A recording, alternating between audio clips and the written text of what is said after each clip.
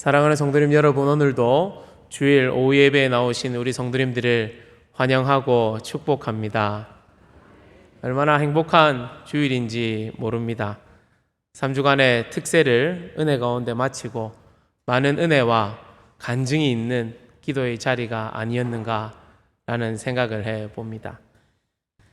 개인적으로는 제가 한 2주 정도 안 보여서 우리 성도님들께서 이 모양 저 모양으로 찾아주셔서 역시 우리 교회 성도님들은 사랑이 너무 많으시구나 라는 것을 또 느낄 수 있는 은혜의 시간이 아니었나 생각을 합니다. 우리 모든 성도님들이 기도의 은혜, 삶의 간증이 차고 넘치시기를 주님의 이름으로 축원합니다. 오늘은 맥추감사주일로 우리가 이 절기를 지키고 있습니다. 구약의 3대 절기 중 하나인 맥추절을 계승한 절기이죠. 밀이나 보리를 수확한 후에 하나님께 첫 열매를 드리는 추수감사절기라고 할 수 있습니다. 후대는 일반적으로 또 우리 77절이나 오순절로 그렇게 불리기도 합니다. 지금의 시대는 전반기 동안에 지켜주신 하나님의 은혜에 감사하며 또 앞으로 우리에게 허락하실 후반기를 지켜주시기를 바라는 마음으로 우리가 오늘도 헌금을 드리고 감사하는 마음으로 이 주일을 보내고 있습니다.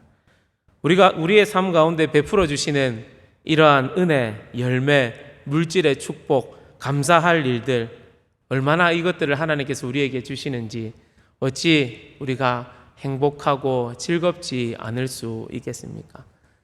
맥주감사주일을 보내면서 이 땅에 많은 것들도 열매를 맺으면 이렇게 많은 사람들이 감사할 일이 생기고 행복한 일이 있습니다. 그렇다면 우리는 과연 이 땅 가운데서 어떠한 열매를 맺고 있는가라는 것입니다. 마태복음 13장과 마가복음 4장, 누가복음 8장에는 우리가 잘 아는 4가지 밭의 비유가 나옵니다. 어떠한 밭이 나오는가? 길가, 돌밭, 가시떨기, 좋은 땅, 이렇게 4가지 밭이 나옵니다. 누가복음 8장에서는 이것을 이렇게 다시 한번 풀어서 말씀합니다. 길가는 마귀에게 마음을 빼앗긴 것이고, 돌밭은 기쁨으로 받으나 뿌리가 없어 잠깐 믿다가 시련을 받을 때 배반을 하는 것이고, 그리고 가시떨기는 이생의 염려, 재물과 향락에 기운이 막힌 것이고, 그리고 좋은 밭은 착하고 좋은 마음으로 말씀을 듣고 지키어 인내로 결실하는 이러한 것으로 풀이를 하고 있습니다. 그런데 공통점이 있습니다. 이 4가지 밭다 어떠한 공통점이 있는가? 바로 말씀을 들은 자라는 이 공통점을 가지고 있습니다. 다시 살펴보면 말씀을 듣는다고 해서 다 열매가 맺히는 것은 아니다라는 것이죠. 그렇다면 우리는 어떠한 열매를 과연 맺어야 하는가? 오늘 본문을 우리 함께 다시 한번 읽어보도록 하겠습니다. 오직 성령의 열매는 사랑과 희락과 화평과 오래 참음과 자비와 양선과 충성과 온유와 절제니 이 같은 것을 금지할 법이 없느니라. 아멘. 우리가 잘 아는 성령의 9가지 열매를 말씀하고 있습니다. 우리가 열매만 같이 한번 다시 보도록 하겠습니다.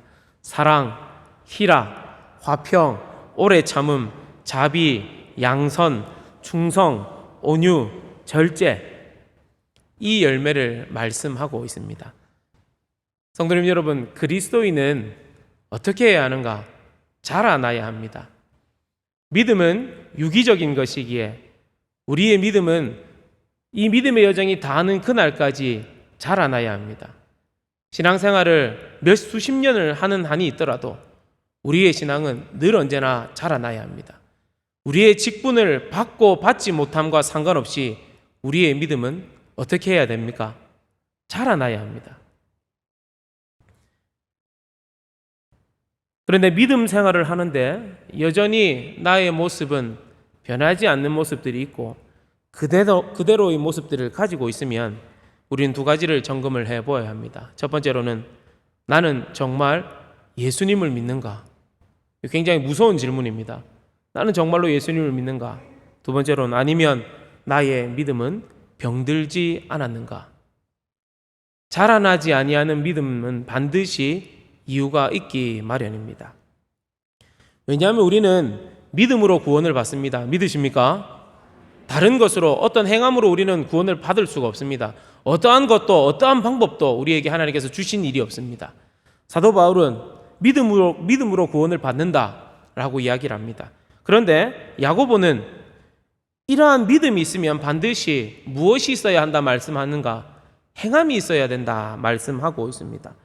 어떠한 행함입니까? 이 행함은 우리 가운데 나타나는 열매다라고 말씀을 드리고 싶습니다. 그렇다면 우리는 어떠한 열매를 맺어야 하는가?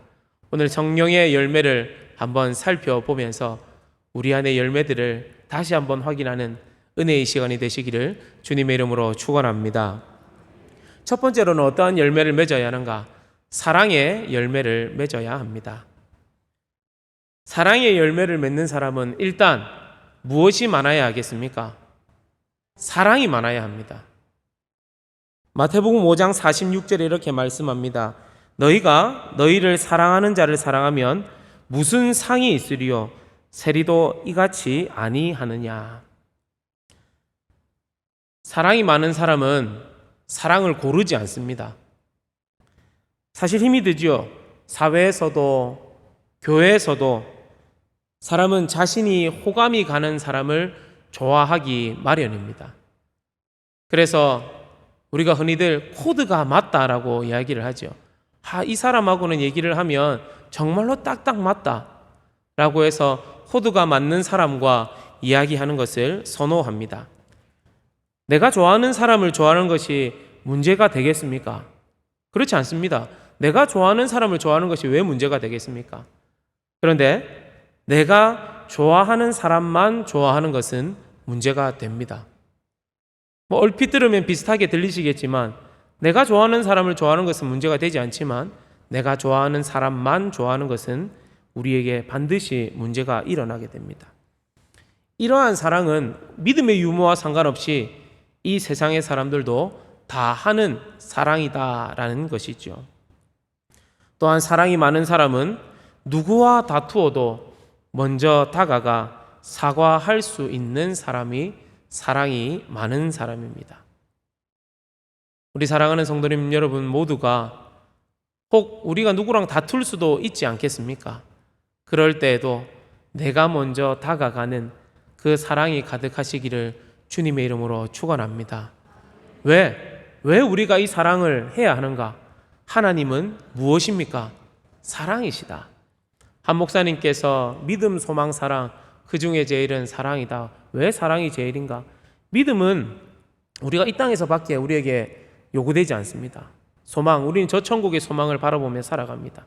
그런데 사랑은 우리가 죽어서도 천국에 가서도 하나님과 함께할 것이기 때문에 사랑이 제일이다라고 설교를 들은 적이 있습니다. 굉장히 은혜가 되는 말씀이 아니었나 지금도 생각을 해봅니다. 그런데 우리는 여전히 모든 사람을 사랑하기가 어렵습니다. 그래서 이러한 마음이 들죠. 목사님, 그래도 저는 안 되겠습니다. 내가 다른 사람은 다 되겠는데 저 집사님은 안 됩니다. 내 이웃의 저 사람은 내가 도저히 안 됩니다. 라고 시작하면 혹시 뜨개질을 해보셨는가 모르겠는데 처음 시작 잘못하면 다 짜도 소용이 있습니까? 없습니까? 없습니다. 내가 다 고르고 골라서 성령의 열매를 맺고 목사님 그러면 사랑 다음에 희락부터 제가 시작하겠습니다. 이게 되지를 않습니다. 이게 첫 번째가 틀어지면 성령의 열매는 맺히기가 굉장히 어렵습니다. 성경은 괜히 순서대로 나열해 놓은 것은 아닙니다. 하나님께서 하나님의 의도를 가지시고 우리에게 말씀하시는 바 적어 놓았기에 우리 모두가 불편하고 힘들어도 이 사랑의 열매를 가득히 맺는 우리 모두가 되기를 주님의 이름으로 축원합니다. 두 번째로 희락의 열매를 맺어야 합니다. 우리가 맺어야 하는 두 번째 열매가 희락, 기쁨입니다. 그리스도인은 일단 무조건 기뻐해야 합니다. 슬픈데 어떻게 기뻐합니까? 괴로운데 어떻게 기뻐합니까? 우리가 데살로니가전서 5장 16절에 항상 기뻐하라. 이게 왜 우리가 항상 기뻐? 이게 명령문입니다. 권유문도 아니고 청유문도 아니고 평서문도 아니고 그냥 기뻐해라 라는 겁니다. 왜 기뻐하는가? 기쁨의 근원이 우리 가운데 있기 때문입니다. 한 번은 대중교통을 이용할 일이 있어서 탔더니 또 기사분께서 저에게 로또 예찬론을 말씀을 하시더라고요. 그게 어떠한 말인가? 저는 월요일 일찍 로또를 산답니다. 그래, 그래서 제가 듣고 있었습니다. 그러니까 왜 사느냐? 저한테 설명을 해주시더라고요. 하마터면 제가 살 뻔했습니다. 너무 막 장황하게 설명하셔가지고 자기가 매주일 10,000원씩 사는데 사는 순간부터 토요일 발표하기 전까지 그렇게 행복할 수가 없답니다. 사놓고 벌써 머릿속으로 집도 사고 차도 사고 또 교회 다니시는 분들은 11조도 다 계산해 놓으시고 막 이래저래 다 해놓으니까 일주일이 안 걸려도 좋답니다. 안 걸려도 뭐 깡이 걸리든 5,000원이 걸리든 안 걸리면 너무 행복하다면 일주일이. 그래서 이 기쁨을 내가 놓치지 못해서 매주일 손님 제가 로또를 삽니다. 와, 이 굉장히 설득력이 있는 그러한 우리 기사분의 설명이 아니었나 생각해 봅니다. 그분 마음 가운데 그 삶을 이끌어 나가는 기쁨의 근원이 굉장히 세상적인 측면이고 우리가 봤을 때는 조금 안타까울 수 있는 측면이지만 그것을 붙들고 살아가 이 세상에 무엇을 하나 붙들고 살아가도 그 기쁨이 충만한 것입니다. 사랑하는 성도님 여러분, 우리 가운데 이 거짓의 기쁨, 다른 기쁨이 아닌 정말로 기쁨의 근원 되시는 예수 그리스도를 믿기에 우리가 늘 언제나 기쁘기를 주님의 이름으로 축원합니다. 우리가 로또 사신 분보다 안 기뻐서야 되겠습니까? 그래서 제가 목사로서 들으면서 너무 자존심이 상했습니다. 저분은 저거 하나 갖고도 저렇게 기쁘게 살아가는데 나는 과연 나에게 어떠한 기쁨이 있는가? 사랑하는 성도님 여러분, 우리 가운데 예수 그리스도의 기쁨이 가득하기를 다시 한번 주님의 이름으로 축원합니다. 세 번째로 화평의 열매를 맺어야 합니다. 이 열매는 그리스도 안에서 평강과 평화를 의미합니다. 하나님과 원수된 그러한 우리가 예수 그리스도로 말미암아서 다시 회복된 참된 평화의 상태를 이야기를 합니다. 우리가 사람과 사람이 마음이 좋지 않아서 다투게 되어도 굉장히 마음이 불편하지 않습니까? 이것이 해결되기 전까지는 굉장히 마음이 어렵습니다. 내가 소리를 지르고 저들에게 욕을 해놨지만 일단 관계가 있는 상태면 굉장히 마음이 어렵습니다. 어떨 때 해결이 되는가? 가서 누군가는 미안하다 하고 마음을 풀어야지 그 일들이 마음이 진정이 됩니다.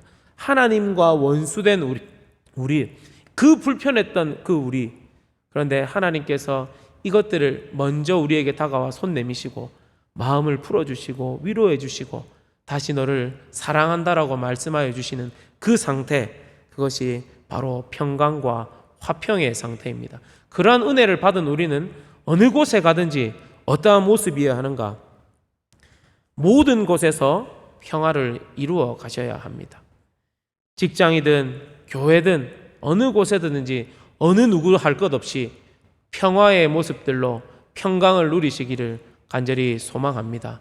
그래서 그리스도인은 어느 곳에 가든지 내가 오면 모든 사람들이 기뻐해야 됩니다. 직장을 가시든 시장을 가시든 슈퍼를 가시든 우리 성도님들이 가시는 그 모든 곳에서는 우리의 발걸음이 떨어지는 그 순간 그 슈퍼 주인은 기뻐해야 됩니다. 그래서 어디 가서 자꾸 시장 가서 깎아달라 하지 마십시오. 시장 분들 만나면 기쁨이 넘칠 수 있도록 내 직장에서 내가 직장에 발걸음을 딱 옮겼는데 사람들이 일단 기쁜 겁니다. 왜냐? 우리가 하나님과 그 맡겼던 것들이 풀려진 우리에게 얼마나 기쁘겠습니까? 우리는 다시 그들이 하나님과 막혀있는 그들을 다시 연결시켜주는 이 평화의 일들을, 이 화평의 일들을 감당해야 하는 것이죠. 네 번째로는 오래 참음의 열매를 맺어야 합니다. 우리의 신앙생활은 믿음의 경주다라고 표현을 합니다. 경주는 마지막까지 달리는 것이 중요합니다.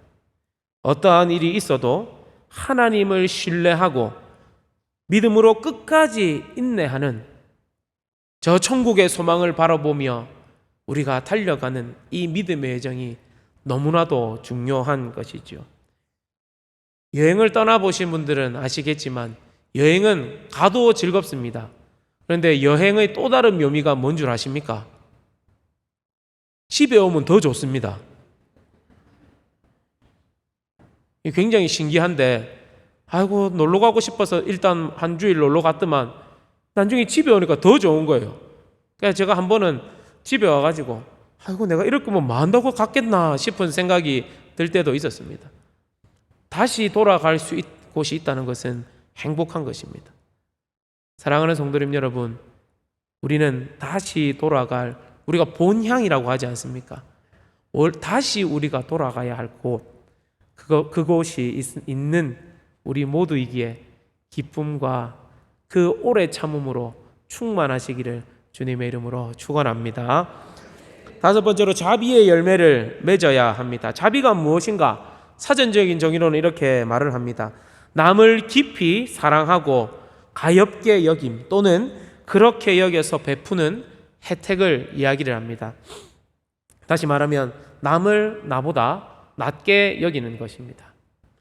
그리스도인은 남을 세워줄 줄 알아야 합니다. 그리스도인은 고아와 과부를 돌아볼 수 있어야 하며 또한 우리가 드리는 헌금 외에 우리의 물질이 어떻게 흘러가는지를 우리는 살펴보아야 합니다. 왜냐하면 하나님께서 그 마음을 기뻐하시기 때문입니다. 여섯 번째로는 양선의 열매를 맺어야 합니다. 영어로는 goodness입니다. 단순한 호의를 넘어선 겁니다. 적극적으로 선을 행하는 상태, 착한 것을 의미합니다. 이 열매는 참으로 정말 쉽지 않은 열매인 것 같습니다. 마태복음 5장 16절에 이렇게 말씀합니다. 이같이 너희 빛이 사람 앞에 비치게 하여 그들로 너희의 착한 행실을 보고 하늘에 계신 너희 아버지께 영광을 돌리게 하라. 착한 행실을 본다.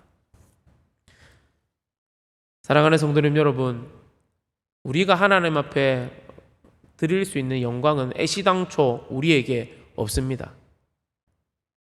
우리가 무엇을 더 하고 더 하고 더 하고 해서 하나님 앞에 영광이 되지 않습니다.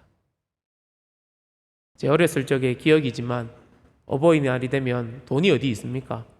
그래서 아버지께 5,000원만 달라고 했습니다. 5,000원을 가지고 뭘 사갔습니다. 아버지 입장에서는 환장할 노릇이죠. 5,000원을 가지고 가니까 이게 쓰레기로 바꿔오니까 이게 얼마나 답답한 일입니까? 제가 뭐 자질구레한 그렇게 사갔지 않겠습니까? 아버지한테는 아무것도 필요 없습니다. 우리가 무엇을 더 한다고 해서 하나님께서 그렇다, 좋다 그렇게 하시지 않습니다. 우리가 착한 행실을 비춘다라는 것은 우리는 깨끗한 사람으로 하나님을 다시 비춰드리는, 그래서 우리의 역할이 무엇인가? 깨끗한 것이 우리의 역할입니다. 착한 행실을 한다라는 것은 다시 하나님을 비춰드릴 수 있는 이 모습들을 우리가 간직한다라는 것입니다. 사랑하는 성도님 여러분, 우리 모두가 적극적으로 선을 행하는 착한 사람이 다 되기를 주님의 이름으로 축원합니다. 일곱 번째로 충성의 열매를 맺어야 합니다. 우리 교회 성도님들은 이 의미를 잘 아실 겁니다. 충성은 신실하다, 한결같다, 변함이 없다. 우리의 신앙에도 늘 성령 충만하면 좋겠지만서도 기복이 있습니다. 어떻게 목사라고 그런 것이 없겠습니까? 그런데 성령 충만한 사람은 우리가 좋을 때 이렇게 있다가 안 좋을 때 막 이래 갔다가 또 좋을 때 할렐루야 올라왔다가 또 안 좋을 때 씩씩거리다가, 이러한 상태는 성령 충만할 수 있는 상태가 되지 않습니다. 어느 정도 해도 요 정도 이렇게 넘어가야지 이렇게 올라갔다 저래 내려갔다 이렇게 하면, 그래서 성령 충만한 사람은 널뛰지 않는 사람입니다. 좋을 때 한없이 좋다가 안 좋을 때 한없이 안 좋아지는 그러한 신앙은 굉장히 위험합니다. 그래서 우리가 교회 일을 감당하든지 세상의 일을 감당하든지 늘 신실하고 한결같고 변함이 없는 우리 모두가 되기를 간절히 소망합니다. 골로새서 3장 23절 우리 같이 한번 읽어보도록 하겠습니다.